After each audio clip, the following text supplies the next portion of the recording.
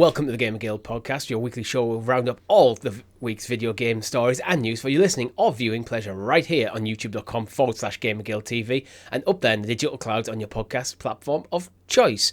Joining me this week is none other than Mr. Chris. Hey gamers, hope you're well. Hope you're well indeed. We're not. No. We were sat here prepping the show, complaining how we're both ill still for weeks. But it's fine, We'll get through the show together. I've got a cup of tea, Chris. This'll help. I have water, medicine, a cup of tea also because we're British, and it's also newsworthy this week. It is newsworthy, it is, yes. Is that what inspired me to get a cup of tea? Yes, it was. Really? Yeah, I was looking through the news earlier and I saw it and I was like, oh, I could do with a cup of tea. And then I made one. And then you text me saying you're going to be late, so I'm now on my second cup of tea. Just chain drinking it. Chain drinking. It's better than chain drinking coffee. That stuff will set you off on one if you have too much. Sometimes when you finish a cup of tea, it's just like, I'm disappointed that's over. I'm going to make another.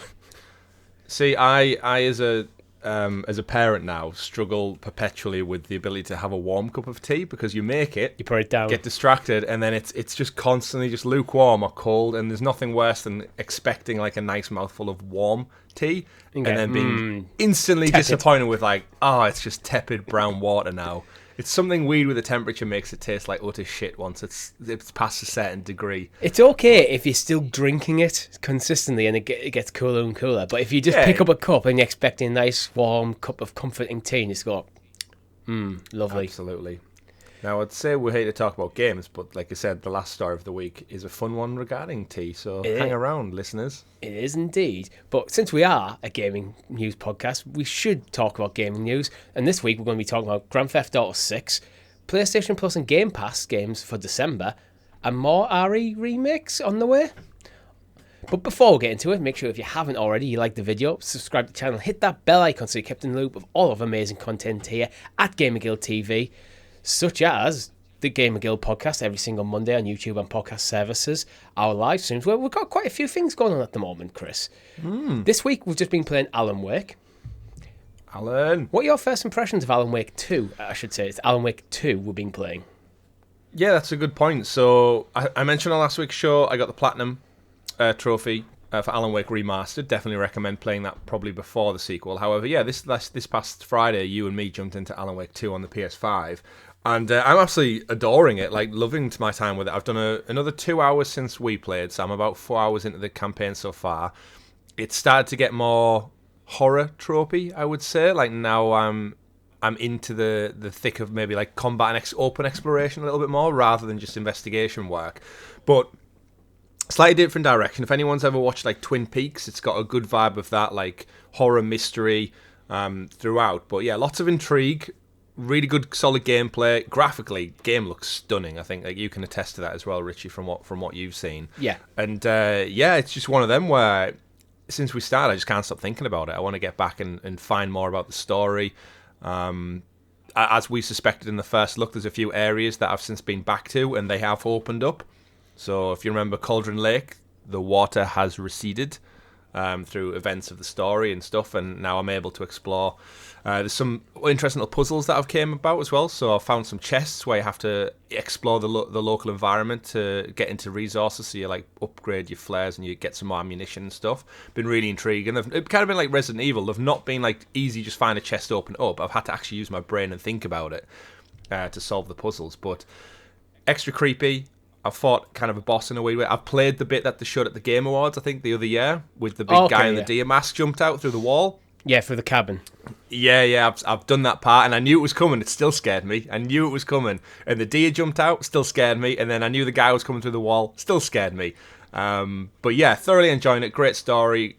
And it might be in my Game of the Year conversation. So, first impressions, if you've not played Alan Wake, highly, highly recommend Alan Wake. If you're in a story-driven, chaptered game with beautiful graphics, fun gameplay, and relevant to this year, then Alan Wake 2 is definitely up there. Yeah, I must admit, I was actually having a really good time on Friday evening just watching you play. I think it's a very good watch-along game. Some games, you just like, there's not really much to see there to watch on. I think this was quite intriguing, and like, although I was just like watching, we were discussing what's going on, like you were giving a bit of background for what you knew. I thought it was really fascinating. It went from not really being on, it was on my radar, but not in the kind of way that Resident Evil usually is, where it's like, I appreciate it from a distance, to I'm now a bit more intrigued. I'm not at a point where I'm going to rush out and get it because Final Fantasy and a million other things. But I am very much intrigued by this franchise now. Yeah, I think we were both caught off by just the craftsmanship with the character development and storytelling, and we were crediting it to like Naughty Dog-esque at some points, because in our first look there's virtually no combat until I think the last 5% of our first look. There's one bit of combat. And that shocked me as well, as someone who just finished the first game, where it is quite action heavy. It's you can definitely see where they've leaned more into the narrative. They're going to build suspense through the narrative and the exploration and the eeriness of the whole thing. But yeah, again, the great thing with these podcasts is I discovered it through listening to other shows and people like gushing over Alan Wake 2, and then a few people I've been listening to since went back and played the remastered one. And I'm one of those people who I wouldn't want to jump into 2 without having played 1. So having it in my PlayStation Plus library was like, this is perfect timing. I just finished, what was the last game of Platinum? I can't even remember. Rise? Oh, it wasn't Platinum. Assassin's Creed Mirage, wasn't it? I finished Assassin's Creed Mirage with a double hit, and then had like that free time of like nothing really that I was too fussed on, and I took a punt on Alan Wake, and then perfectly timed, because now I'm getting to enjoy Alan Wake 2 Game of the Year nominated, potentially winner by this time next week. It could be the winner of the Game Awards. So loving it, and definitely recommend it for anyone out there. So you've also been playing Rise, which is, you've finished that now, haven't you? And I have, just the slowly finale is up on the channel. Yeah. Oh, the it's finale up now. The whole thing's there. Yeah, it went up this morning. All right.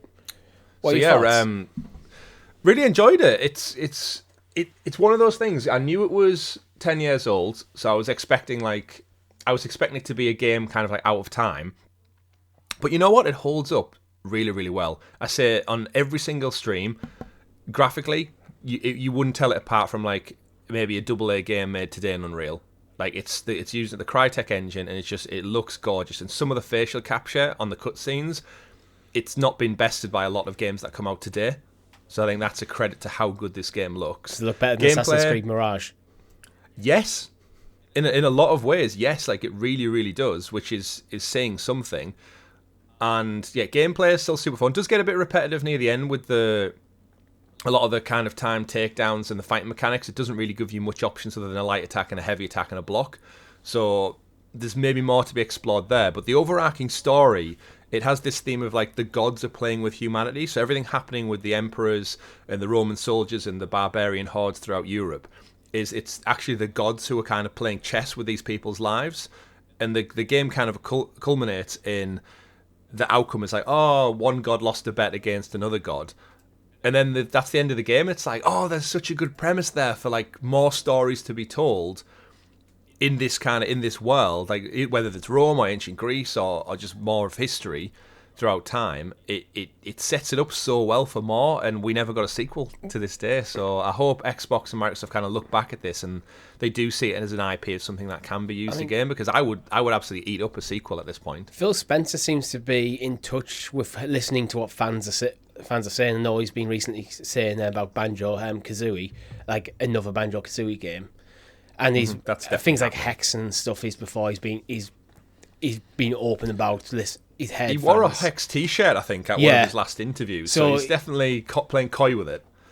He's always said that he's not afraid to go. He's not afraid to go back and revisit all the titles if there's passion for it within one of his development studios. So I wonder if Rise is one of them where it was received well, but I think wasn't it a bit criticised for being quite short? I mean, length, yeah. So that was the big thing for me. I finished it in probably about 5.5 hours. Yeah. And at the time, this was an Xbox One launch title. So imagine you've bought the console, you spent hundreds of pounds/dollars, you've bought this as a game that you're going to look forward to play, and you finished it by the time the weekend's out. I think we're very much then what? At that point, at a time when games were getting bigger and bigger and bigger and bigger and bigger and bigger. We're in kind of Skyrim era of gaming, where it's getting bigger and more content, make the maps bigger, bigger, bigger. And then you come out with a short 5 to 10 hour title. Yeah. I can see how people are a bit disappointed. I think that's what same thing happened to The Order. I think that was the same thing. The good game there, but at the price point and how much time you have with the game feels quite steep. Yeah.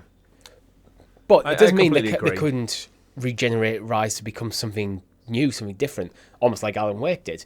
They've took a different approach to the game, but it still feels Alan Wake. They could do something with Rise there. Yeah, there's absolutely enough there. The foundations are there. The foundations of Rome, in fact, that there's definitely something. And I've said it time and time about the Order 1886, is that the foundations are there. And the game probably wouldn't be as beautiful if it was more open world and if they did drag out the development time. Like, they obviously had a budget and a time frame to get to, and this is what they accomplished. But if it had twice as long in the oven, it could be twice as long, tell more story. It needs to be about the size, I think, of Last of Us 2, where you're sticking around for a good 20 hours. I think that sort of size for that sort of game, with the quality, kind of gives you that value. See, I would say Last of Us 2 outstayed its welcome a little bit, especially in the final act. But I personally actually agree, but I'm thinking about in terms of general balance of like how much time do you have with the game versus the price of the game. Yeah. You know what a sweet spot for me for this style of game is the Plague Tale games. I feel like both of them don't outstay their welcome. Yeah. They have rich storytelling, they have great fun action set pieces, fun exploration. About 15 hours? Yeah, about that sweet spot. And similar to like some of the Uncharted games, I feel like Uncharted 4 outstayed its welcome a little bit, but like 1, 2, and 3, they're pretty much perfect bang-on games. Like even Lost Legacy is a shorter exploration. Yeah, I really enjoyed Lost Legacy. But Lost Legacy has that cheaper price point though. So that's the trade-off. Yeah. That's what I'm thinking in terms of a full price game nowadays. Yeah. I think there is that balance between quality and quantity of content. So I think, Indeed. a single-player narrative, very linear game, probably 15 to 20 hours is probably not right. This is where I guess the trade-off happens with the audience of gamers getting older. Like a lot of our audience, us included, like over our 30s, a lot of us have children now, and time is sparse in an ever-expanding world of entertainment.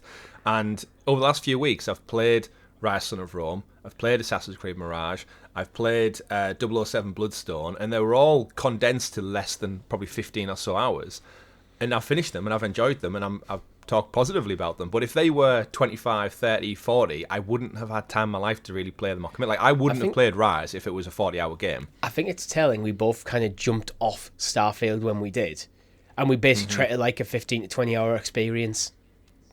Yeah, and I was happy with that. Yeah, I was happy with that. I did what I wanted to do. I moved on. I'm happy with my decision, but I've always intended to go back because I enjoyed the game. For me, the more things I've been really playing recently, because of being ill, I haven't actually played much Final Fantasy. Because when I've been getting in from work, it's like after a full day of work when you're not well, just feeling a bit run down. So I wanted something a bit less intense, almost. So I've been playing a bit of Football Manager. And which is now basically taking the role of FIFA in my usual gaming library, where it's that just thing where I can't be asked to do anything. I'll play a bit of Football Manager. I was playing while I was getting prepped for the stream yesterday, actually. So it's one of them I can just jump in, play a game, deal with my emails, kind of thing. But other than that, it's Ocarina of Time. Nice, just chipping away. Yeah. Although I have just bought this, my N64 yes. Switch controller, and it's fantastic. I mean, it is as horrible as N64 controllers are, but feels so nostalgic. And actually have an analog stick on a N64 controller that doesn't wobble. It's great. Yet. Give it a few years. Give it time. Yeah. Give it a few years. But yeah, you've just actually reminded me, speaking of nostalgia there, I've just became the proud owner of an original fat PlayStation 3. Oh, really? Yeah, I had this like desire thinking like if we're doing all the content on the channel, I have a PS3, it's sat right next to me here, good old faithful. But like many people back in the day, I had the original 60 gig one that was backwards compatible, and I thought I'll try and seek one out to see how much. So I managed to snag one on eBay. It looks like it's in really good condition. It's not arrived yet, but it plays PS1 and PS2 games and PS3 games, obviously. But after the 60 gig model, once they started doing 80, 120, etc., they dropped that to keep the price down, because back in the day it wasn't really much of a sought after commodity to have. But I was thinking, if we're doing stuff on the channel, if our viewers and listeners want to see like older content, like retro stuff, I need like the PS3 has HDMI output. Yeah. And if I have a PS3 that has HDMI output and then it plays PS2 and 1 games, it gives us a bit more flexibility for the channel. So I'm thinking of our lovely audience out there, our fantastic members who support us and allow things like this to happen. That's what I was kind of thinking with when I got my N64 Online subscription. It's about £40 a year for the expansion, and that's not a lot of money really, considering that gives me the NES games, the SNES games, the Game Boy games, Game Boy Advance games, and N64 and Sega Mega Drive. Mm-hmm. That's quite a lot of games for such a small price. Indeed. And I've just dropped my PlayStation Plus subscription as well, so not dropped entirely. I've went from premium to the entry level one because I haven't played the PlayStation Plus game this year. So I was like, I'm paying, and my subscription's due in January. So Aliens Fireteam Elite. Okay, yeah, but it's few and far between. It is, yeah. It is. And yeah, I was looking at ways I can just bit of cost saving on my own personal budgeting. Yeah, absolutely. I've done the same thing. The PS3 that I purchased actually been funded through the sale of my Backbone. Got rid of that, and the sale of one of my PS5 controllers. So that's subsidised it heavily. But yeah. Yeah, more content to come in the future. More content to come in the future. Yeah, I am thinking about once I finish Ocarina of Time, and I will continue to play it. Hopefully less sporadically when I'm not as ill. Yeah. That's my plan. I think to do a few more N64 streams. And I think that's what, if we're looking towards the future, like there's so much to play, but as a look towards channel, the future, and N64. Yeah, by looking towards the past, we learn from our past. Yeah. If anyone in the audience wants specific games for us to take a look at and stuff, we have a rich library of stuff to go through. I have a terrific physical collection of PS1 and PS2 and PS3 games, and I think I'm more than happy as we go through kind of the growing evolution of the games industry to look back at these. I've had thoroughly good time playing Rise and 007 and stuff in the past couple of months. So yeah, do let us know in the comments below, and if we've got it, we can look at playing it. If we don't have it, we can look at seeking it out. So yeah, let us know. This channel again is about our audience, our viewers out there, and I wanted to give a special shout out to Mark, who was in the comments for our Alan Wake 2 first look. Mark's one of our long-time listeners. He's listened from back in the Stadia days through all the Helix changes to GamerGuildTV where we are today. And it was the first time he's commented in nearly, we're coming up 4 years? We're going into our 5th year, right? 6th year? Yeah, the channel's 4 years old. Yeah. But it's calendar year, I get to do that thing every year when I say we've been doing a podcast for 6 years. It is. It'll be 6 years. Yeah, 2019, 20, yes. 21, 2, 3, We've and podcasted 4. in 6 different years. See, but really, it's only 4 and a bit. But that's like saying we're both like kids of the 80s. It's technically true. I am. I'm a child of the 80s. Yeah. The last 3 months of the 80s. I had 6 weeks of it. Yeah, but we digress. But special shout out to Mark, because again, I know a lot of people listen along and they watch along on YouTube and they silently lurk in the shadows. But we do appreciate every one of you, and we'd love you to comment and help out the algorithm and help the channel grow a little bit. But thank you for listening, thank you for watching, and should we get into some news? Ricky? Yeah, I was about to throw you to the graciously gathered Gamer Guild Gazette, aka The news. And as always, our news is brought to you by our guild heroes, which you can join for as little as 99p over on the YouTube channel at GamerGuildTV. Thank you very much for all your support. We really do appreciate it. And as Chris has already said, if there's any content, specific games, new, all that you want us to say, let us know. Discord's in the description below. There's some awesome guys in there. And in fact, Code Z, long-time member of our channel, actually composed some of the music from our Zelda streams. Legend. So, legend.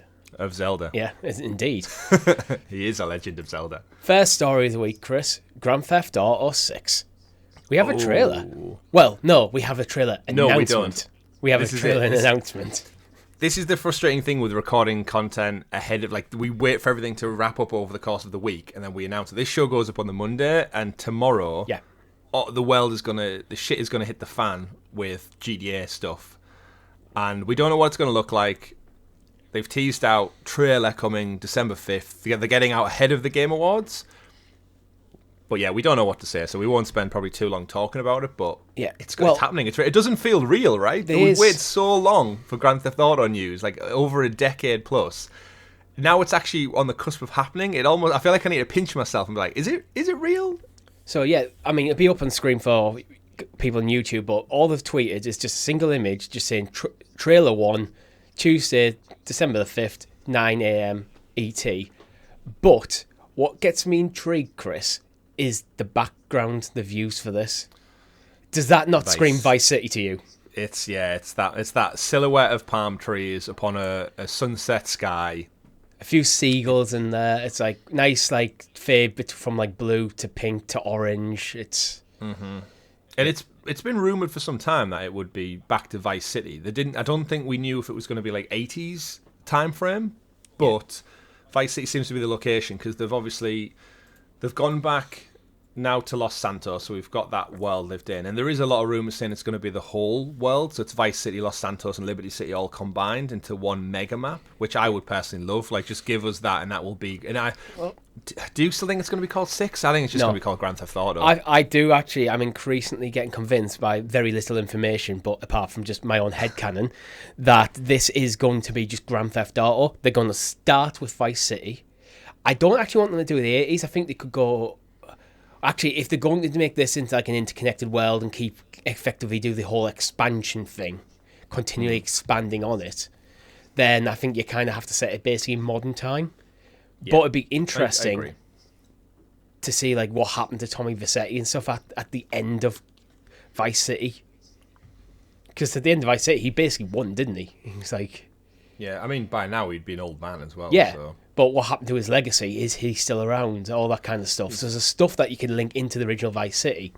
And if that's going to be still trying to get that dodo plane off the ground. Yeah. That's what he's doing. And if that's going to be kind of your first kind of story, then you could keep expanding. Do you think they'll get rid of Grand Theft Auto Online as well and just make it, this is just Grand Theft Auto, full stop? It is an online experience. Yeah, I think online will, obviously you'll have masses on masses of people who migrate over from online to whatever the new online is. I think it'll be gradual, but I'd imagine they're going to see a big jump. If you're a GTA fan, you ain't not going to be playing the new one. So I think they're going to see a massive jump over and then a slow trickle effect of phasing out to what is the new thing. But I do think it will be GTA and GTA Online and just ditch the numbers and the names. Yeah, they can do the whole kind of, when you're going through like main story missions, they can instance. Yeah, so it's what they used to do in things like World of Warcraft. When you entered the dungeon, only your party would be in that copy of the dungeon. So when you're outside the dungeon, you have everyone's there. You enter the dungeon, now it's just isolated. You could do that with your story missions. So as soon as you start a story mission, your party is in the world, but other players aren't, to kind of preserve the single-player narrative, so you don't have the chaos of other players trying to grief you and stuff. Yeah, well, we found that with Red Dead Redemption. And I think that's a nice way how I think you could balance it. This just is an online experience. However, we're going to silo out these single-player narrative moments. Yeah. But I guess we'll probably know by now. I think by the time agree, most people listen to this show, it's going to be out. It has to be big, though. This game has to, because of Grand Theft Auto 5, it has to somehow one-up Grand Theft Auto 5. Yeah, it's an interesting place to be in, where GTA's grew so many arms and legs since its initial launch, especially with online. Like, could they fuck it up? Yeah. Like, will it be enough to satiate the audience, or is Grand Theft Auto just so big, all they need to do is the same thing the last one did before, but look better, play smoother, but the last one, people will swarm to it? What the last one was when it launched and what it is now is they're basically different games. GTA 5 was a single player experience, a traditional Grand Theft Auto experience, but I think what Grand Theft Auto has been redefined by Grand Theft Auto Online. It's a sandbox, isn't it? Yeah. More than anything. Just play. You want to do racing? Yeah. You want to play golf? Yeah. You want to fly through the sky on a DeLorean and go through space rings? Yeah, you can do that as well. I think that's why my idea of you're going to have these single-player narrative experiences kind of siloed in an always online world is the nice balance between all Grand Theft Auto and what Grand Theft Auto will be going forward. And again, if you get rid of the number title, you can just, okay, we're going to bring in 2 years' time, we're going to bring in a new city. He's an expansion, 30 quid or something, whatever they're going to charge you. A huge new section of map, new story content, new characters involved, new cars, and just keep expanding it like that. Basically turning it into an MMO. It's Grand Theft Auto now an MMO. I mean, for all intents and purposes, you could describe it as that, definitely. Yeah. But as we look towards the future, we've got news on the past as well. We have Grand Theft Auto 3, Vice City and San Andreas coming to Netflix in December. We don't talk much about Netflix gaming, but it does exist. And it does occasionally get some decent titles. It does. It's Netflix, of course, taking a crack at the gaming market, which they say time and time again on their investor calls that they want to invest. They see it as a growth opportunity. They see their existing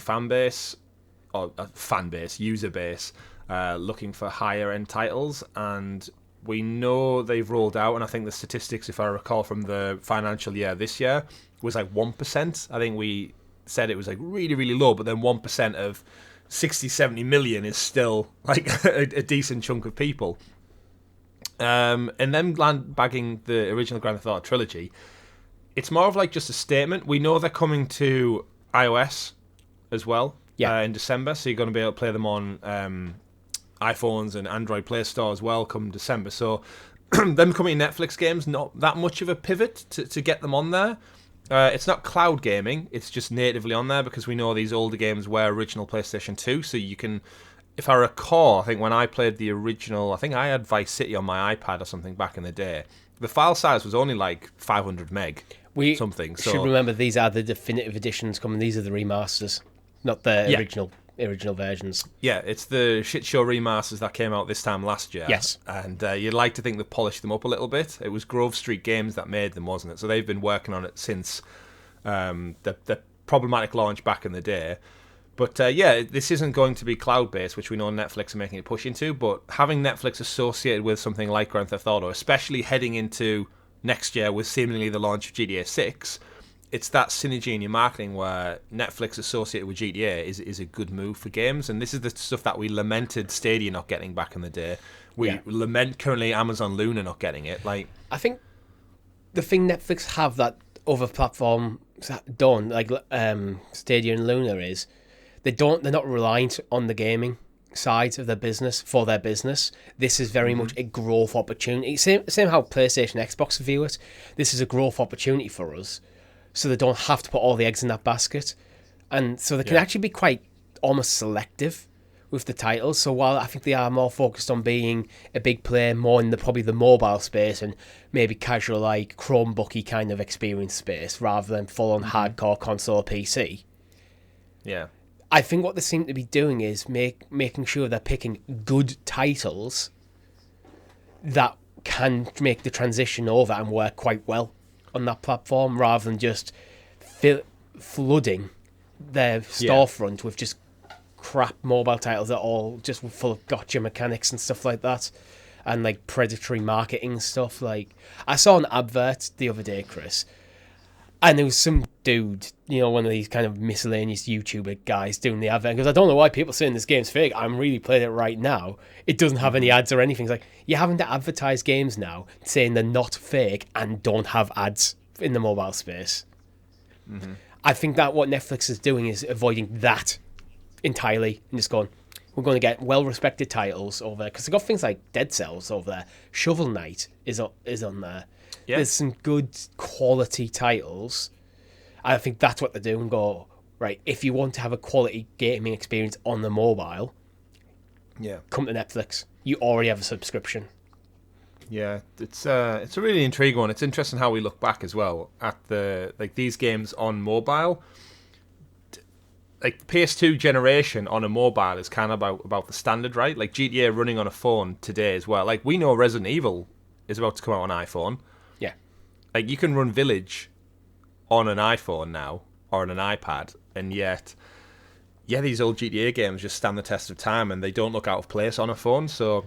And I know that the remaster were maligned when they came out, but they have been continually worked on. I can't say what the standard is right now, because I haven't really heard much about it. Yeah, but I've watched a Digital Foundry video, and it looks like they've massively improved it from the patch, because they got that. I can imagine Rockstar went to Grove Street Games and were like, guys, sort this shit out. I mean, they should have and they've got enough money. They should have done. Yeah.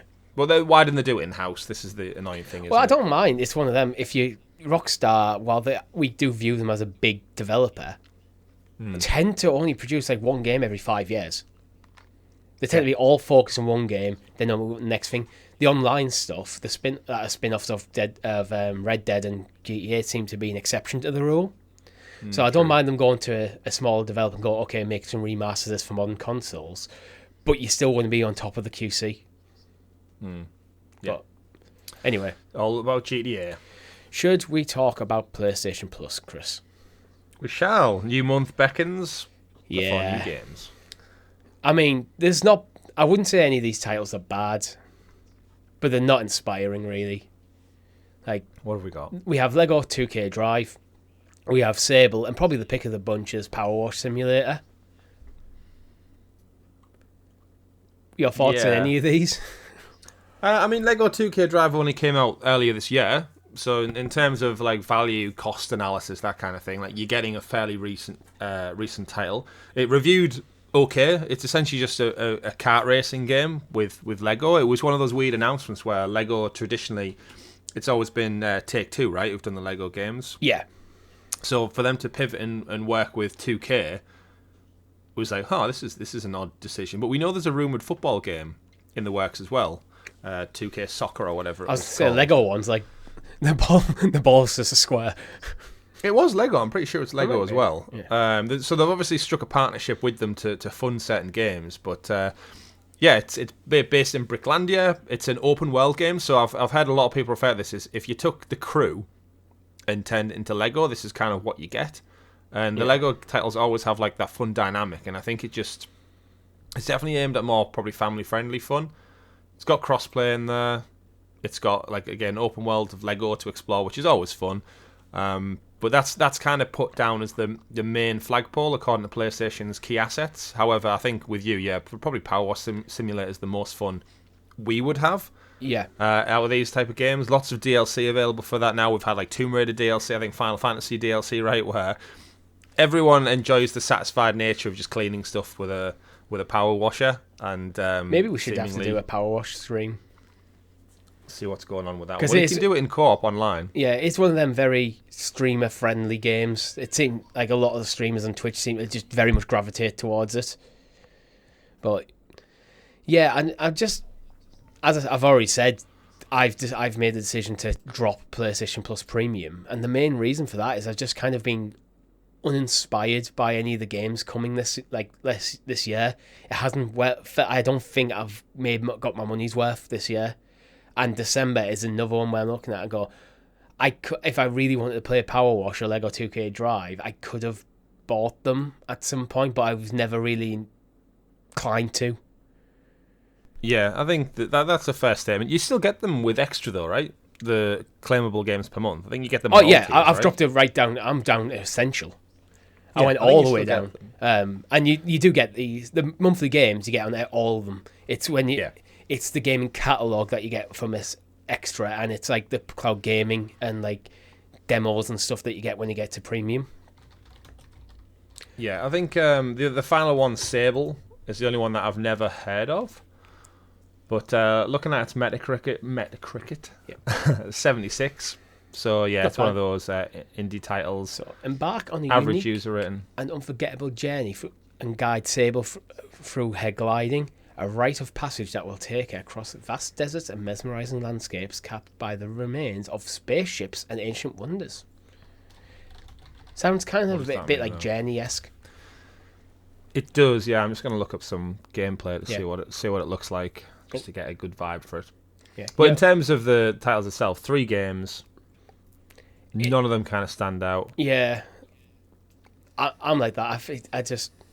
I don't think any of these are bad in any stretch of the imagination. I think I could have fun with all of them. But I think it's been a while since I've had a game come through PlayStation Plus where I've went, oh, that's a cool game that I missed in the past. I wonder if they just... I wonder if that particular well is dried up. Because what I liked about PlayStation Plus in the past was when there's a game that I didn't get round to playing or didn't buy in the past, when it came through and go, oh, cool, I have that now. Yeah, even just launch titles. Like, for me, it's the last one was Stray. Yeah. Well, I looked at it and I was like, oh, I can't wait to play. It's like day one, downloaded, installed it, fully played it, got the platinum. And I don't think we've had that I guess Sea of Stars would have been counted as one. Oh yeah, I suppose actually, really, I should very much give it credit to that. I did play it on PlayStation as well. I think the reason I don't, I got the platinum. I think the reason I don't really associate it strongly with PlayStation is I actually did my first look on the channel on Xbox. Because it came with Game Pass as well. Yeah, it came with Game Pass as well. So it doesn't feel like a win for PlayStation Plus. Yeah, it should be. But I guess you should see this as a win because it is a great game. Yeah, and if you only have a PlayStation, it's a definite win. I suppose I'm just coloured by the fact that I have an Xbox as well. Well, this is the problem with monthly releases, right? Is that they're always going to be compared, and I think the reason this month probably looks a little bit weaker is because Xbox just came out and just shat all over their game announcements for December, right? So Power Wash Simulator, Lego Drive, and Sable. Yeah, if we pivot over to Xbox, Richie, we got... It's interesting because we got a random stealth drop. It was like 1 o'clock in the morning, I think, this Wednesday. Yeah. We got Remnant from the Ashes and Remnant 2 just randomly appear. They're on core as well. Yeah, and Remnant 2 only came out, what, like 3-4 months ago? Yeah, so... And it got praised. I'll read the full list of games coming to Game Pass this month. Bear in mind, PlayStation Plus will have some more games dropping later in the month. Mm-hmm. So we shouldn't discredit that. And I often find, actually, the ones that come later in the month are often better than the start of the month ones. They are, yeah. But with that caveat, obviously Remnant and Remnant 2 both dropped from core up. And from basically console or PC versions, you got Far Cry 6, obviously the 2 Remnant games, Rise of Tomb Raider, Spirit of the North Enhanced Edition, SteamWorld Build, Tin Hearts, While the Iron's Hot, World War Z Aftermath, Clone Drone. I can't read that properly. The thumbnail's too small, so I'm stalling for time. Clone Drone? Yeah. In the Danger Zone. In the Danger Zone, right. Yeah, Goat Simulator 3, which is the second Goat Simulator game, and Against the Storm. So I mean, Far Cry alone, wins. Yeah, Far Cry is terrific. I mean, you know what, Remnant, I haven't played it, but don't discredit it. That game came out in July this year. Yeah. And if you remember when we reviewed it on the podcast and spoke about it, IGN 9 out of 10, Destructoid 8.5, PC Games 8 out of 10, praised highly. Is it in any of the Game Awards categories? I can't recall seeing it. Sure. Must be in at least one. I mean, Remnant 2. The criticism I give for PlayStation Plus is kind of reversed here. When I'm talking about these kind of older titles that I missed that are really good, there's a handful in there. Obviously, Remnant 2 came out this year. Remnant, the original one, I think that's one of the goals. After you hear good things about Remnant 2, you're more inclined to go back to. So a double drop is definitely good. Far Cry 6 is a good game. Rise of Tomb Raider is a good game. World War Z Aftermath, we had some great fun with it. Goat Simulator is kind of a meme game, but it's a sequel to like a smash hit. And then you got things like SteamWorld games tend to get a bit of praise and some other cool looking indies. It's solid. Remnant 2 apparently is up for best action game. Well, there you go. We're looking at the Reddit thread. So you've got a game of the year nominated. You've got Far Cry 6, terrific game. You've got the original. What I love about Game Pass as well is when they get the original, like the sequel. So if you want to play Remnant first before going to the sequel, it's there. Rise of the Tomb Raider, no surprise, it was exclusive on Xbox for a whole year before it came to other platforms. The Tomb Raider trilogy is just going to keep coming and going to all these services. They always do. Yes, they're always on sale as well. You can pick them up for less than a tenner usually. But yeah, I think just a great list, and again, stacked side by side again. Caveat, we don't know what else is going to PlayStation Plus, but immediately I see that and think like, well, if I have time before the end of the year, like Remnant 2 is now sat there for free to play, and like we looked at it and like I wouldn't be surprised if that's our game for this week to stream. It is a caveat to the caveat. While we don't know what's coming later on PlayStation Plus, the last game of this list is to come is Far Cry 6, and that comes out the 14th of December. So these are all first half of the month. Yeah. We do have a few games leaving. One in particular I did want to mention because I'm a bit disappointed this one's leaving because I never got around to playing it. We've got Opus Magnum, Potion Craft, Alchemist Simulator, and Rubber Bandits, and Chained Echoes all leaving December the 15th.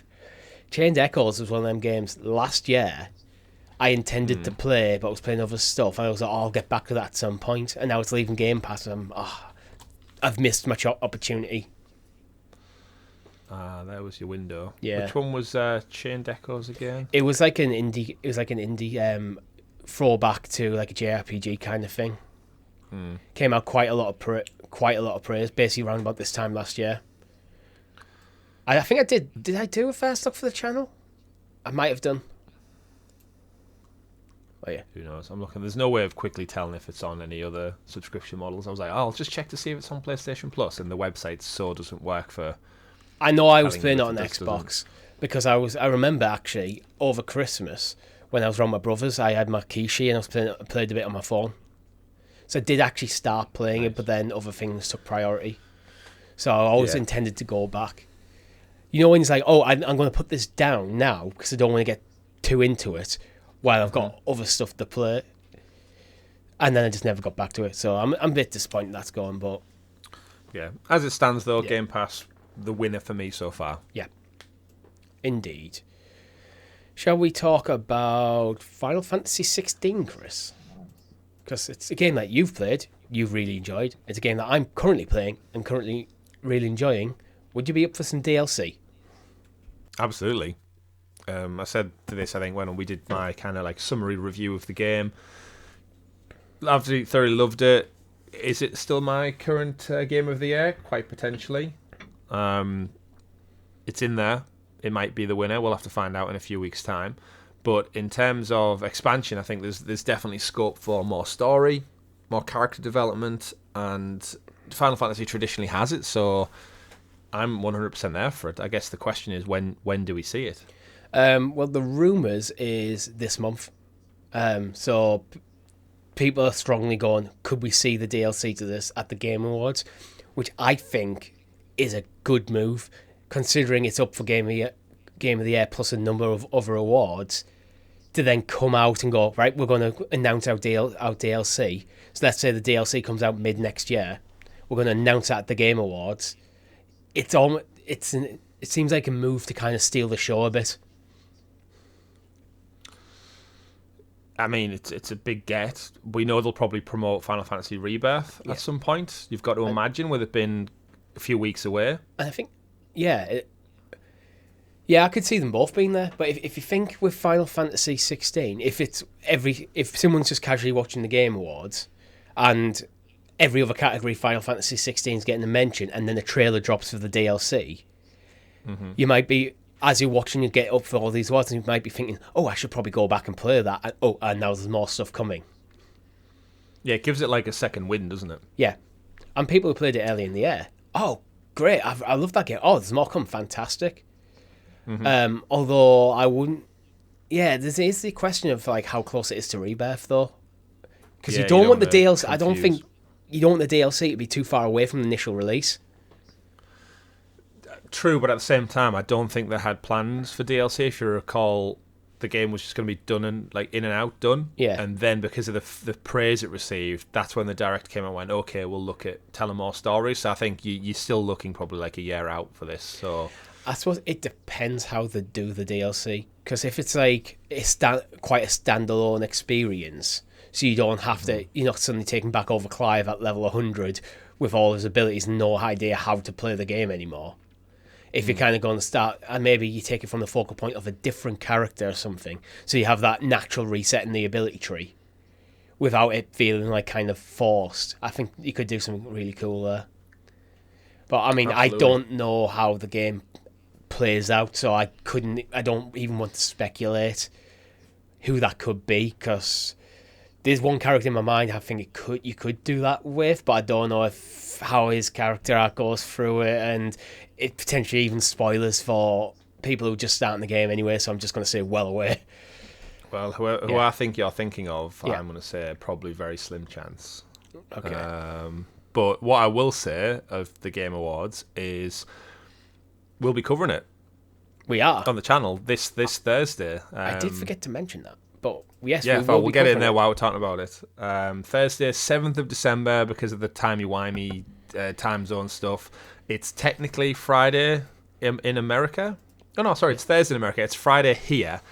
this is where it gets confusing. But basically, what you want to do is tune in to watch along with us. Thursday, the 7th of December at 11:45 p.m. UK time, we will be going live, roughly. Yeah. The show starts 12:30 a.m., so like the Friday morning. Yeah. Like morning, I'm talking like Thursday night late, essentially. It kicks off and it generally runs to about 3:30, if memory serves. Jeff did clarify this week that they won't be doing world premiere, which should shave about 20 minutes off the show running time. Just by getting rid of that one flashcard. If you think about it, they use it about 100 times, right, over the course of a few hours. We'll still say it. World but in premiere. terms of the show, hopefully they can limit it down. He said about upping security, so we're not going to get any Bill Clinton stage runners anymore. But in terms of it, it's a nice tradition we do on the channel. If you're up late enough or you're in the right time zone for it, yes. Or if you like me, just take the day off. Or do that. Yeah, I'm actually off as well. But I intentionally I didn't put the day off. I did have it on my calendar with a question mark at work, thinking because it wasn't looking like we're going to be able to cover it. And then once we realised, actually, no, we could do this, I just put a holiday in because I don't want to stay up till 4 o'clock in the morning and be at work by 9. Yeah. I'm off. I'm out to York the next day for some chill out. I've got Christmas shopping and stuff. I've got a few holidays to use up anyway. I'm not planning on anywhere abroad between now and April, so taking the odd day off here and there makes sense.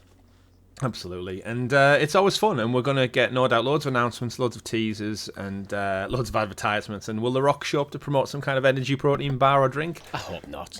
Quite possibly, because he has to fund it somehow. But this time next week on next week's show, we'll have a slew of news to talk about, and it's that kind of exciting end of year hype where we don't know really what Nintendo are doing next. We don't know what PlayStation are doing next. And from previous Game Awards, we know we get some nice teasers. We might get Death Stranding 2. We might get a new console release. Remember, the Xbox X and S were announced at the Game Awards. Do we get a Switch 2 announcement? Not really Nintendo. Who knows? But yeah, it's looking forward to it. So definitely join us. Tune in. Game Awards this Thursday, 11:45 p.m. Late. Bring your pillows and duvets. Yeah. Make yourself a cup of tea and bring yourself a pillow just in case you fall asleep while watching the Game Awards with us. I think I'll have some beers. Yeah, I think I'm going to have a few beers. You know what, Chris? Do you think we could see some more Resident Evil remakes at the Game Awards? Because Capcom have confirmed there's more on the way. Yes, I do. In terms of remakes, we've had 2, we've had 3, we've had 4, and then they kind of pivot and go and make the next main line entry in between them. So Village and Biohazard. Yeah.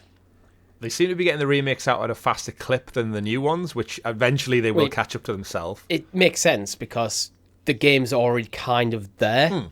So you're not worrying about things like the story. There might be assets you can already use. Level design is kind of done and just needs to be tweaked. So you're not starting from a blank slate. So you're going to be able to make it quicker. And when you still get nominated for Game of the Year somehow for doing a remake, why wouldn't you keep making them? Yeah, that's one of them controversy things. Like, do you need a separate category, or does the game have to be different enough from the original to warrant it, or do you just say no? And I don't really know where that. I think it's quite complex. Yeah. What I would like from this, if they are going to keep doing remakes, which I think they should do, because I love the fact that there's the video game preservation side of things, but then there's also new fans and people who've never played them before. And being one of them people, it really irks me to start Resident Evil 2 without having played 1 in all its glory. So technically, one's already been remade. In the new RE engine, though, I want to see it in all its like bells and whistles and shiny performance motion capture stuff.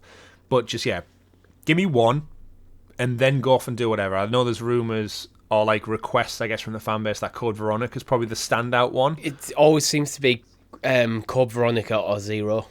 Zero, yeah, that's the other one. Is Zero, I guess, a prequel to 1? I can't say I know that much about it, but I think Zero is kind of a prequel. So Resident Evil 1 is, I know, that's where you start off, you go to the mansion, you find out what Umbrella have been up to, and there's the T-virus and all that sort of stuff, and it kind of ends with that getting out into Raccoon City, which is where 2 starts. So I think Zero is kind of, So I would just, as someone who I want to play them all. We've dabbled in 2, but like next year I'm thinking, I don't really know what's coming out next year. Everyone's been hush quiet. I could have that time to go, like, I can play RE2, I can play RE3, I can play RE4, and then be like prepped for whatever's next. But if one is like on the horizon, the part of my brain is just saying, like, just hold off, Chris. They will remake one eventually. Just hold off. And you know what? I would love to see just the Resident Evil collection. They put out a collection of 1, 2, 3, 4, 5 in the RE engine. Let us enjoy them in all their glory. But yeah, I mean, interestingly, IGN actually spoke to Yasuhiro Ampo, was the director of the Resident Evil 4 remake, and asked him about them. And he said, yes, we've released 3 remakes so far, and they have all been received well. Since it allows modern audience to play these games, it's something I'm happy to do as someone that loves these older games, and we want to continue doing more. So it's kind of echoing what we've just been saying. Like, it's why we're kind of pro remake, because it gives it to a new audience. He continues to go, what games we will remake in the future is something that we would like to announce in the future. So please look forward to it. Can't make future announcements in the present. But yeah, it's true. So it's like, I hope it's one, to be honest, because I know it's being remade, but I think getting them all to, I think the current standard of games is at a point where I don't think they're going to age poorly. I think we've passed that point where, from the early 3D era, where you look back, like, apart from things like Ocarina of Time, which somehow holds up, there's no excuse for that game holding up in now modern days. It's obviously a bit clunky graphically and stuff. The controls aren't perfect, but it's still fun to play. The early 3D games are kind of shit, to be honest. I mean, Resident Evil with the tank controls is like awkward as shit by today's standards. Yeah. It's just got no fluency whatsoever. So a remake of one with modern sensibilities, but it's true to, which is what they've done with the others. They've kind of been true to what the game was, but made it with modern sensibilities. Yeah, and I'd love to see. Again, it would have been great to have Rob on the podcast because he's finished RE4, of course. Resident Evil 4 suggests that 5 is like the next on the horizon, which I guess the game ends that way anyway, like teasing the next entry. Yeah, the problem with 5 and 6 is they were both kind of received quite poorly. So I think if you're looking at remakes, there's games that were received really well that you haven't touched on or haven't touched on in a long time, rather than going for games that actually on relatively modern hardware that people didn't really like that much. Sold okay, but in terms of the core fan base, in terms of the critical acclaim, 5 and 6 were kind of the low point of the series. Yeah, however, in terms of the games themselves, I'm pretty sure 6 is the best selling of them all still. Yeah. Because it got to that point where like people just wanted more action, and as much as it got lamented for not sticking to its horror roots, it still sold more. So yeah, so do it 12.7 million for 6. And it's the way Yasuhiro Ampo talks about it. He specifically says that he's someone who loves the older games. That to me makes me think that he's not. I mean, obviously, the finance is definitely going to be a motivating factor for any company. But I think hearing him talk, he seems to be more motivated by what he wants, the older games of Resident Evil, the older style, and bringing that forward. Where I would argue 5 and 6 are relatively modern games. So I'd be surprised if it's 5 or 6. Yeah, give me 1 to complete the start of collection, and then maybe go to 0 Code Veronica, and then by that point Village and 7 will be like 7-8-year-old themselves. Yeah. And then you can go for that. But again, we should expect another entry in the normal numeric series, so we should expect a 9. Yeah. At some point. 9 would be the next logical game. IX. What could you do with IX? I'm sure we've covered it on the show, but I forgot what the IX. What if you just do a remake of Resident Evil 6 but call it Resident Evil 9? And just flip it. No, he's putting S in front of the IX. It's clutching a bit. Clunky as hell, but the great thing is we're going to see more Resident Evil, and you know what? I think you and me who've recently just got into it in the last couple of years, I can now look at the franchise with like a lot more excitement and hype than I've had before. Yeah. So yeah. Do you know what is also clunky? This segue to The Witcher 4. I mean, it kind of works by proxy of the way you did it. Yeah. I mean, if you don't have a good segue, go for a bad one. That's my policy. So Witcher 4 Project Polaris, as it is also called, because Witcher 4 is not an official title, is now CG Project Red's priority focus since they've wrapped up on Cyberpunk. Yeah. So, good. What would you expect from The Witcher 4, Chris? Because you've only played bits of it. I have, yeah. The Witcher 3, it's one of those games that I've attempted to play 3 times now, and I enjoy it every time I play it, but then something more current pulls me away, because I think, not fizzle out, I just think, well, I'll get back to it eventually. And it's one of them games that it's still on my dashboard on my PS5, like, and I've looked at it even like this week when I finished Alan Wake Remastered, and I had like a week maybe until payday before I thought I could buy something new. I did look at it and go like, yeah, do I just jump back in? But then I ended up playing FC24 instead for just a couple of hours, and then that ticked me over, and then I got Alan Wake 2. So I feel like one of those things, like, I enjoyed the TV show until what happened to it. I've got all the books. Like, I'm working my way slowly through the books as well, and like everything about The Witcher is up my street. I just think I need a new entry to go like, right, this is a starting point I can jump onto along with everybody else at the same time. And I'm going to play the shit out of Witcher 4. Like, that is going to be my game when it comes around. But for now, I think The Witcher 3, it's just too big, and it's too long ago now. I think it's passed me by in the way I would have wanted it to hit. Talk about remakes. I think Witcher 1 and 2 could be prime candidates. Because, again, they're games that stuck on old hardware and could do with a bit of more modern sensibilities. Because CG Project Red were slowly kind of finding their feet while the narrative and stuff was always great from the first game. They've tried still. I think it took them quite a few games to kind of really figure out what this game should be. I think they nailed it with Witcher 3. But do you know kind of how The Witcher 3 ends? Nope. No. Okay, I'll stay away from spoilers. But it was rumoured, it strongly suggested that The Witcher 3 would be Geralt's last game, at least chronologically. Right. It's actually got quite a few different ending. It's one of them games where there's different endings based on choices you make. Okay. But all of them kind of feel quite final for Geralt and as a character. Just putting it out there, someone who's not played it though, if they do a Witcher 4 and he's not the main protagonist, I feel like that would make the saleability and the marketing of the game suffer to a degree, because I feel like people associate The Witcher with him. Don't from the outside looking in. Agree. I think there's another character who could take over. I think Ciri could take over. It just doesn't, like, I see why and I see how, but everything in my mind's eye is like, you say The Witcher, I'm picturing Geralt. And the thing is, like, through and through. There's a reason I used the word chronologically as well. We don't know that The Witcher 4 set after Witcher 3. It could be set before Witcher 1. Because Geralt, he's an old dude. He's had plenty of adventures before the game started. Look at the TV series. The TV series hasn't got up to the games yet. Prequels sometimes take a bit of sheen off a game though, because you kind of like, the outcome, so there's no risk.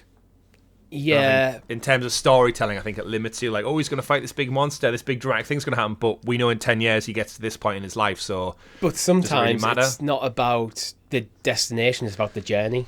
That's true. So it's like, you might... If they did like, okay, we're going to do a Witcher 0, that's going to end where the Witcher 1 starts. If you know the Witcher lore, you know where he's going to end up. But you get to experience that journey that got on there. How he met some of the characters that you know. Because in The Witcher 1, he actually wake up after he's just left the Wild Hunt with amnesia. He doesn't know who he is. He has no real memories. So when you're going through The Witcher 1, you're meeting characters like Dandelion or Jaskier, if you watch the TV show. And Geralt doesn't really know who he is. They clearly know Geralt, so you're meeting quite a lot of these characters. So you could tell, basically, the story that the TV show's doing. And that could set you up to do the remakes of 1 and 2 as well. I would like The Witcher Code Veronica. Yeah, The Witcher Code Veronica. But moving on, Chris, we're about an hour in the show. Where would you like to go? Because there's quite a few things still left that we haven't talked about. I want to talk about Time Splitters. Let's talk about it's been on our news doc recently with Embracer's seeming internal collapse. And as a massive Time Splitters fan, I need to talk about this game. Tell us about Time Splitters, Chris. I mean, Time Splitters, for those who don't know, it's a beloved first-person, not even first-person, I guess, yeah, it is first-person. Why can't I remember that now? Third-person, first-person? My brain's not... Can you do both? It might be one of them PS2 games where you could jump between camera angles. Time Splitters, Free Radical game. We got 1, 2, and 3, Future Perfect. Great games, tell fun stories, and it's been in the works for so long now. There's actually a group of people in their own time called Time Splitters Rewind who are trying to make a fan-funded remake of all of these games put into one. And we know Embracer took the IP. It was part of the THQ kind of collapse many, many years ago now. Free Radical, the studio, collapsed as well, and they relaunched them from... Actually, we covered it on probably the Sounds of Stadia podcast back in the day. Probably, relaunched Free Radical, brought back some of the original creators... got the IP, said, yes, we're working on a new Time Splitters game, and then it's just silence since then. And 2 and a bit years later, Embracer Group overstretched their mark, spent far too much money, and now they're doing a restructuring. We know they closed the studio behind Saints Row. Volition's gone. They're looking at restructuring and lots of layoffs. And then this week we got the news that, yeah, they've also confirmed Free Radical is currently engaged in a consultation progress as per UK employment law. All employees go into a 30-day consultation before redundancies can happen, which could result in the studio's closure next month. So as we move forward through the consultation process and face the potential close of Free Radical on the 11th of December 2023, wrote in an email to all his employees was Lars Wingford, who's the head of Embracer. This is a challenging time for us all, especially for you, and our focus is to support you as much as we can during this transition. So hopefully the jobs will be saved. Again, UK law kind of prevents just people being sacked, which I know is a big problem in America. They just basically just lay off people and no severance pay or anything like that. You can't get away with that over here. There is ways you can make people redundant, but you have to make the job redundant, so you can't just sack someone and hire someone else if you make them redundant. Yeah, and with Embracer, they've got the benefit if they own a bunch of other studios in and around the UK that they could potentially just migrate staff like designers and stuff over to other teams working on other projects. That's always the more financial side of things, but either way, this is a company now who owns Tomb Raider, they own Crystal Dynamics, Saints Row, Dead Island. Like, they've got some huge IP, and Time Splitters is one of those beloved ones where I just wish someone like Xbox had picked these guys up like 2 odd years ago, this IP, because I feel like we would get a much better game from a caring, loving studio that seems to have their shit together. We also had last week the company that made Chorus. If you remember that, they laid 50 people off as well at Fish Labs Games. Yeah. So that's another one, and it's just Embrace again. I know they're doing a restructuring because they've overstretched and they've overspent, but as someone who's a Time Splitters fan, it just sucks to see a game that I've been clambering for so long to get like just some love and TLC in today's world, yet set back again through other people's poor marketing and decisions. I think the worst thing about Embracer is back when it was still THQ Nordic, there was questions over. There were Phoenix Company from the old THQ. And they were just buying IP left and right, and then it started expanding into buying studios. But they weren't really getting anything out the door that was any really profitable, so it always felt like an inevitable time bomb. Like, you have to get some games out, lads, and you have to get some games out and going to pay your bills. And it feels that this is now, they've got to the point where they've stretched too far, and now it's all collapsing. It unfortunately does seem like this kind of was predictable. And it's a shame that the people that we're talking about people when we're talking about the studios getting closed and stuff. This is people, and while Embracer might go, oh yeah, we'll move you to this studio, that might be a different country, a different city, and it's uprooting people's lives, people have family. It's not good. You should manage your business better and understand that when you're closing, I'm sure they do understand on a certain level that when they're closing a business, closing down a studio, they're affecting a lot of people's lives, and they'll try to do what's right by them. But you need to be thinking about that while you're running the business and not just shutting it down. Have that in your mind when you're making all your key decision making. Yeah, but don't think like that to the shareholders and stuff. Which it's just a shame, and obviously the downside outside of like the personal cost to people is good IP, like that beloved IP, just gone to now just stagnate again. Remember, this is the same company who's got the license to make Lord of the Rings games for the foreseeable future. Yeah. Great. Yeah. Beyond Good and Evil, Chris, What do you think will come first? The remakes or the original, or number 2? I think the anniversary collection, because it's easier. Yeah, but it's been in the oven for a long time. Which one? 2. Because this is referencing Beyond Good and Evil Anniversary Edition. Ubisoft accidentally leaked it to Ubisoft Plus subscribers this week. Yeah, so there's a remaster, which is rumoured to launch in 2024 of the original Beyond Good and Evil, which is the 20th Anniversary Edition. 20 years, Kristen's still trying to make number 2. Just let it go, Ubisoft. Let it go. Give us the Anniversary Collection and let the sequel go. Do you think, like tinfoil hat time, that this was an accidental leak to get people talking about Beyond Good and Evil like us, so they can drop a new trailer at the Game Awards? And if they're doing if it's the 20th anniversary, and if they're finally ready to get the game back up and going again, because Ubisoft have regularly reiterated that this game is not dead. It's not one of the canned titles. That next year they bring out the anniversary edition to whet people's appetite, and maybe 2025 they finally get the game out the door. I don't even know what to say anymore with Ubisoft. Like, Skull and Bones has soured me so much on their roadmap and their ability to ship games that have been long in gestation. And as someone who's got no affection for Beyond Good and Evil at all, telling me about a 21-year-old game and its supposed sequel. I don't know anyone who talks about it. I don't know any of our audience who have any desire to play a sequel or this one. I don't know. Yeah. I don't really know what to say about this one. Well, I mean, evidently Ubisoft keeps slipping up behind the scenes. And how do you accidentally launch a game? Like, that can't be just a flick switch button. It has to go through a lot of steps. That's what I mean. That's why I say it's accidental.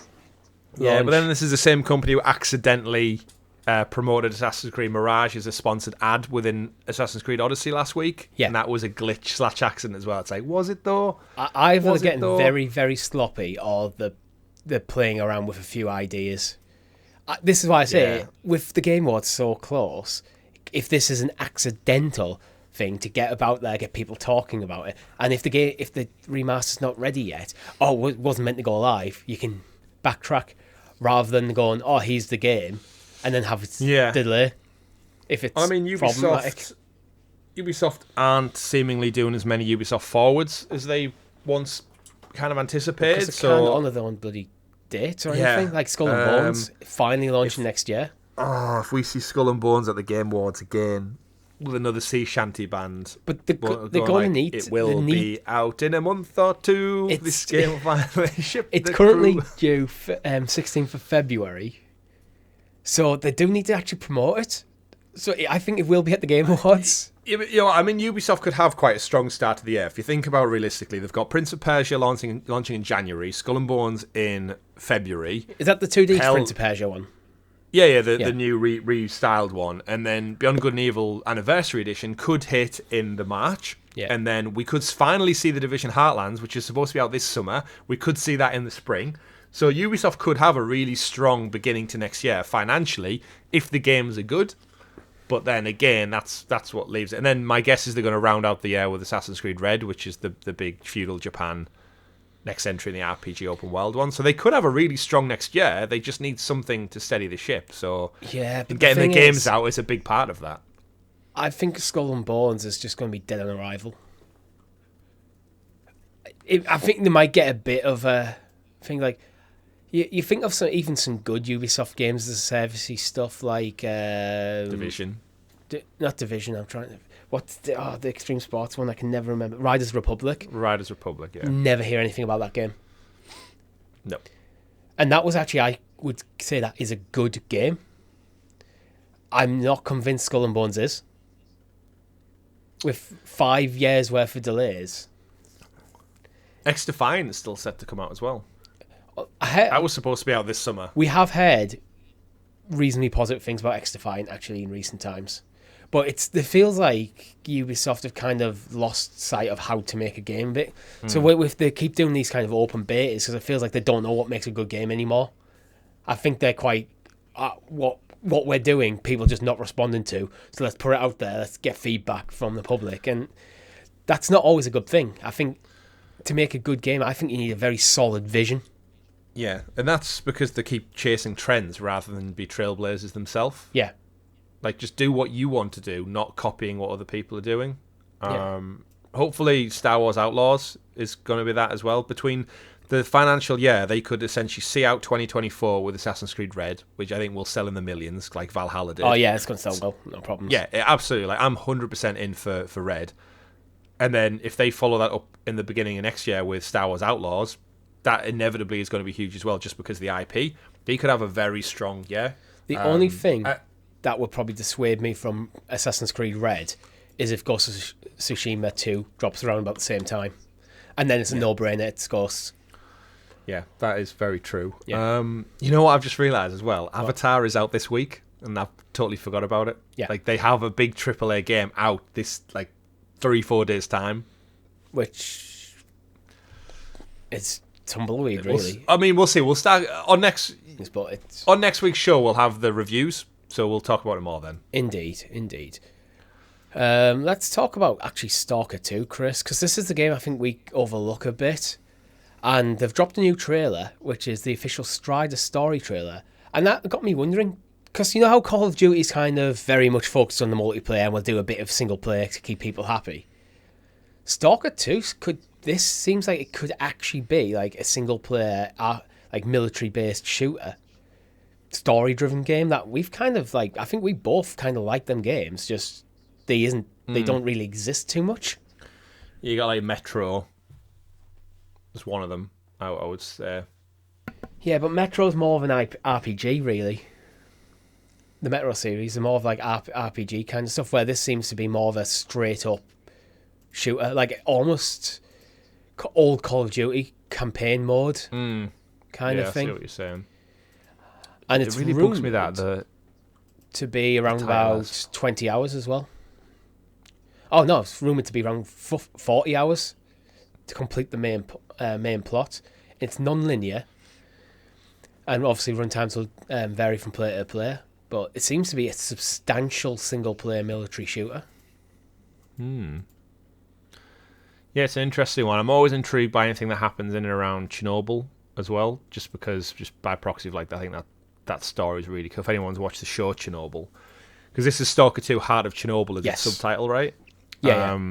So anything to do with like that nuclear radiation, that fallout, or like just going back to it, like we saw it in Call of Duty actually, that like abandoned town it's very eerie and it lends itself to atmosphere very, very well. Oh, that mission was a good mission. Yeah, it's like stand out of it. Call of Duty, when it does like single player campaigns, can do it really well. Yeah, it's going into GamePass as well, so there's no reason not to check it out. Q1 next year. I've never played Stalker 1. Obviously, big shout out to the devs because these folks had to basically go through a real war to get this game out. They've, I think, repositioned themselves. A lot of them have relocated to Poland now to finish the game off, and obviously we're 2 years on from that war starting now, so hopefully they get the plaudits for working under such real-life hardship. And the game looks good. I'm intrigued to see more about it. I think Xbox has said they've got a presence at the Game Awards, so I think this could be finally pull the cord on this one and get it out there. Well, Xbox have previously wanted to have like one big title every quarter. I think this could be the big title for Q1 for Xbox. Yeah, I agree. And it should be good. From what we've seen so far, I think it could stand up to that label as well. Mm-hmm. Right, where do you want to go? We've got time for a few more stories, I think.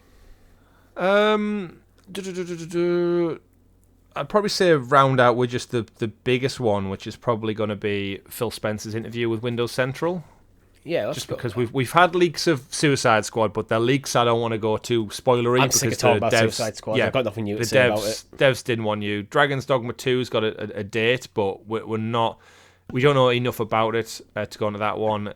Halo's apparently going to get... The thing is, a lot of these stories is they're probably going to be at the Game Awards, so I'd rather put a pin in them, and when we actually know the full information... The Halo one is... There's new... the TV series is now free to watch on YouTube, and Season 2's been announced. That's the main thing. The date's leaked for early next year, so... And that, again, I wouldn't be surprised if we saw a Halo trailer at the Game Awards, just to get people hyped for it. So Phil Spencer sat down with... Jez Corden, Windows Central. one of the hosts of the Xbox 2 podcast, and we didn't get like massive revelations, but it's always nice when Phil sits down with someone who's not employed by Microsoft to talk about things, because I feel like the questioning usually gets you a couple of nuggets of juicy information. He's quite open, Phil Spencer, as well, with his answers. Is, yeah. So it's always worth when he sits down for an interview paying attention to it.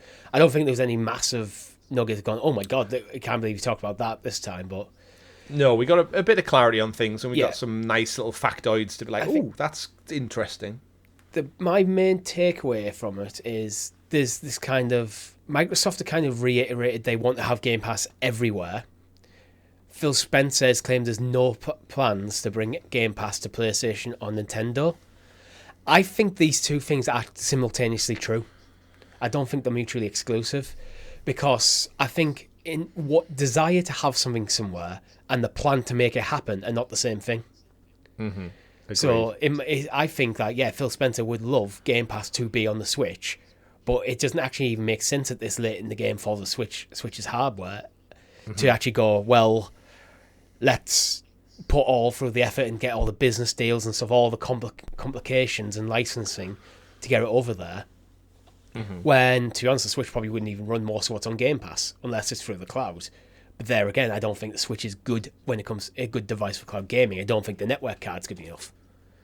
Yeah, I agree. Yeah. I think this part of the interview is it echoes. There's not a spokesperson, someone in Microsoft was discussing it potentially happening, and he was quite open to it. So I think the question came from him. That's what I mean. Was just looking for clarification on it. And that's what I mean. The difference between the desire and the plan. Yeah, because Phil goes on to reiterate that, says we want it to be as in many hands as people as possible. And on as many screens as possible. We know the talk about the Xbox ecosystem a lot over the last few years. They want rid of the box, basically. I've said that for years, and I still think it's true. They want rid of the Xbox. I don't think they ever will. I don't think they will, but I think that's kind of the future they envision, where no matter what device you play on, you just play Xbox games. Yeah. He goes on to talk about like advocacy for cross-play, cross-save, cross-progression. He wants to pick up a game wherever he is, whether it's on an aeroplane or when he's disconnected from the internet, and just continue wherever he is. And obviously that works to a degree with like the Steam Deck and the Rogue Ally, and he's always talked openly about working with these companies to get Xbox anywhere and everywhere. So I can definitely see a future where it ends up on PlayStation or Nintendo's console at some point. I think Nintendo's more likely than PlayStation, to be honest. Oh, absolutely. PlayStation by far the market leaders and probably see themselves as in more direct competition. I don't think Nintendo look at PlayStation and Xbox as one-for-one competition, because I've always said Nintendo just do Nintendo. They're almost like a section of the gaming industry to themselves. Because they're not always going after the big AAA blockbuster titles. They're just doing their own thing. They do it very well, and they bring their own big AAA blockbuster titles, and we all love them for it. And then you got idiots like me who just bought a Nintendo 64 controller for a modern console, which is not actually a modern console. But as well with the Switch, I don't know. I would be surprised. I don't know how much Phil Spencer might even know about the sequel to the Switch. I don't know how Nintendo will probably keep that very under wraps. He knows. But he probably does, or does he? It depends how contained Nintendo keeping that. It's one of those things where all of these companies, like as much as they are rivals, like they all benefit from each other succeeding and doing well. And Microsoft, admittedly being in third place, they go to these meetings, they discuss it. All they need to do is just look at what parts are being purchased out there on the market. Like you can look at what chipsets and what OLED screens and what stuff and what components are being acquired en masse by companies. You can see that just by looking. Even if Nintendo aren't telling him what's going on, he's got people keeping an eye on what they're doing. Suppliers, like they have supply and demand for like silicon chips and everything like that, so they will know well ahead of time what silicon chips Sony are purchasing up en masse and stuff. And it's no surprise that the Xbox and the next PlayStation console come out very, very similar, because they're always working within the boundaries of technology and what they're pushing for. And you'll be able to play the same games as well, for the most part. Well, exactly. So they have them they have them discussions with third party. Like you're telling me, Ubisoft, who are making a game for future consoles, aren't sharing that information between all of the different parties involved, and EA and everyone else. Like, I think it seems tight-lipped from the outside as the audience because they're so secretive, but I think internally they all know what it is. But then again, Xbox aren't really combating Nintendo with that kind of thing anyway. Well, that's what I mean. It's like that's why I think Nintendo's more likely. But there's no plan for it yet. Not at all. What else did we learn from the interview? I don't think there was anything other major, to be honest. It's usually kind of by the books kind of stuff. There is more stuff for the clouds. So he has reiterated that they're improving the service for clouds, which I think it's something that needs to happen, actually, because recently, I don't know if you've noticed this, our Discord definitely has, there's been a lot more queues for cloud game. Yeah, which is something that I'm very, very anti when it comes to cloud gaming. It's like, when I want to play a game, I don't want to sit in a queue. Because if I'm sitting in a queue, I might as well just download the game. Almost. Depending, obviously, if you've got the hardware to do it. But this is the criticism I've always levied at NVIDIA with GeForce Now. If I'm paying for a service, I don't want to be sat in a queue. I want access to the service I'm paying for. I'm more critical of GeForce Now than Xbox. Because Xbox, I'm getting access to the games. GeForce Now, I'm getting access to the service. And I have to still buy the games. Yeah, that's the criticism point. Still applies here. It's like, but improved servers means better games, better quality games running at better quality. It probably means that some of the older servers can be relieved for basically just more servers, which means easier access. It's good. Yeah. As a quick sidebar, speaking of downloads, my new internet setup no longer left my old provider as of yesterday. Set up.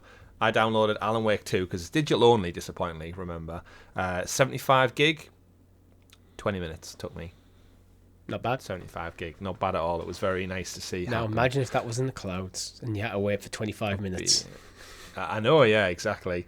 And I guess the final thing to come out of this article was Phil explained that they spend over $1 billion a year on third-party Game Pass titles, which the biggest thing in our Discord server is obviously that's a shit ton of money. It's nowhere near the 8 billion they paid for Activision Call of Duty, so they've got cash to throw around still.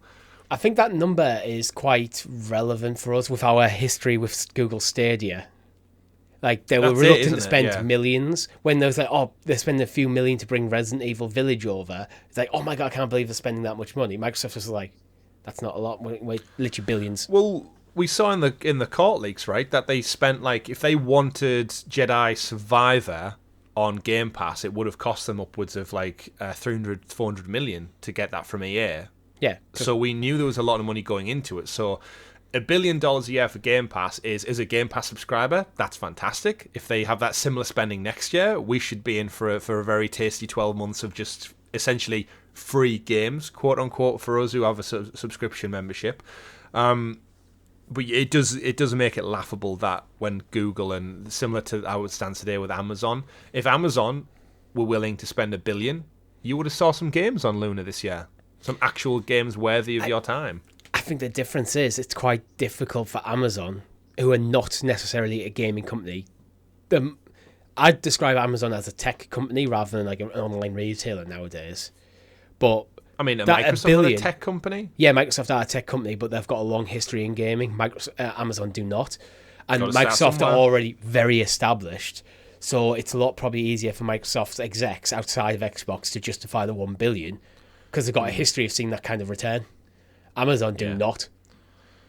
So it's if you want to get in the game, this is what we said about Google and said like they were shocked. Oh, it costs too much money. It's like you knew this before you went into it. Anyone could have done any basic data analysis and said, yeah, it's going to cost us in the billions to get Stadia off the ground. Yeah, and if you they looked at it after arrogance. 2 years and went, I think we can't afford it. I wonder if with big tech companies like Amazon and Google, there's a bit of arrogance in the executive level going, because we've been successful pretty much everything for the most part, what we've put our hands to, we're some of the biggest, wealthiest companies, we should just be able to walk into this industry and command a big chunk of the pie. Mm-hmm. And when gaming world turns around and go, We don't need you. You need to bring something interesting to the table. And I think Google Stadia and Amazon Luna both did bring something interesting to the table in terms of their technology. Yeah. But the we're not in the gaming isn't about technology, it's about games. Yeah. We like tech. There's definitely a crossover, but technology without games is pointless for the gaming industry. Indeed. Now we're in December, I think. When do we come up on our anniversary of Luna? Was it March? Did it launch in the March time? I'm not sure. At some point, we'll have to sit down and have like a mini review of doing the other Luna listening. Yeah, episode 3. That's how much news there's been in the last several months. We had good intentions. We had the exact same intentions as we did with everything here on the channel, is to make the best possible content we can be. But without the news and the games, there's nothing to talk about or discuss. So I think they got like one new game on Luna Plus this week, and I looked at the title and was like, nope, I'd rather go play Alan Wake, the brand new AAA Game of the Year nominated title that's available on other platforms. That's the problem as well. Even for us who are advocates for cloud gaming, it's still about the games.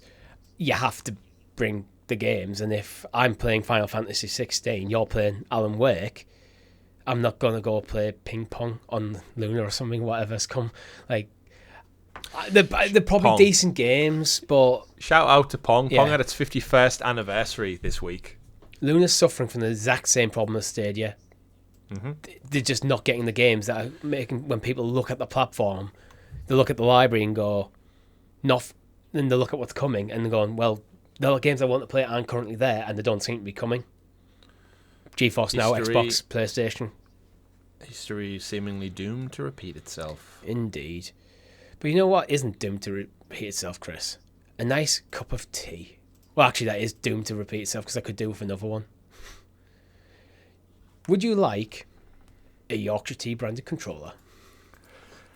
No, this is back to the obsession of I like branding things. I actually like it. I mean, I like Yorkshire Tea as much as the next part. Honest Yorkshire Tea. Well, I don't like the Xbox one, to be honest. So, Yorkshire Tea have brought out a licensed PlayStation and Xbox controller. The PlayStation one is kind of your standard DualSense, but with like if you've ever seen the box of Yorkshire Tea, it's probably on screen for video watchers now.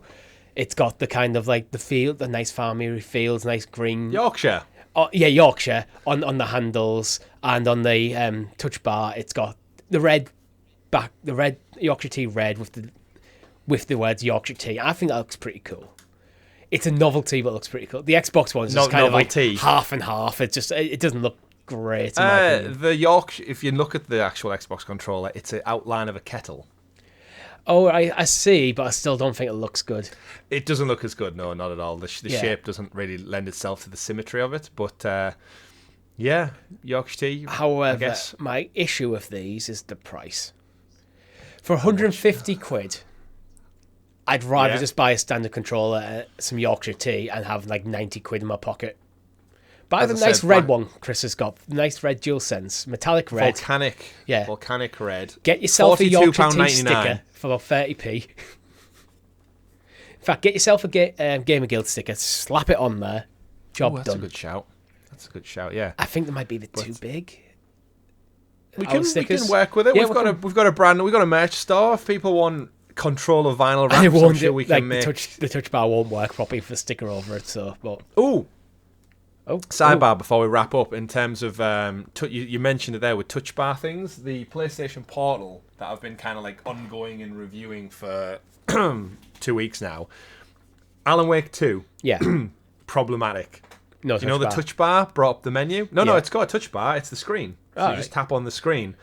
However, Alan Wake 2, it's different parts of the touch bar, if you remember, Richie. It's like the left side to bring up the map, and it's the right side to bring up the mine place. Confuses the shit out of the Portal. So what I have to do to open up the map is hold my finger on the left side of the screen and then tap with another finger to bring up the map. So it doesn't like split it in half? It doesn't. No, it's the same touchpad mirrored on both sides. So when you're holding it, you can use your thumb to tap the touchpad. So what I have to do is leave go of this side, put one finger there, tap there to bring up the map. That's a bit of a flaw. It's a flaw. I would have thought if it's going to be like the screen is just going to be the touch bar, you just left and full right. screen it and split down the middle. Yeah, job done. You would think so. So that's a teething issue they need to sort out.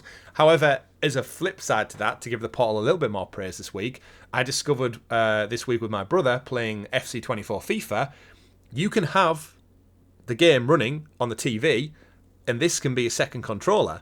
So I played my brother at a match of FC24. I was playing on the TV with my DualSense controller. Yeah. He was playing on the sofa with this.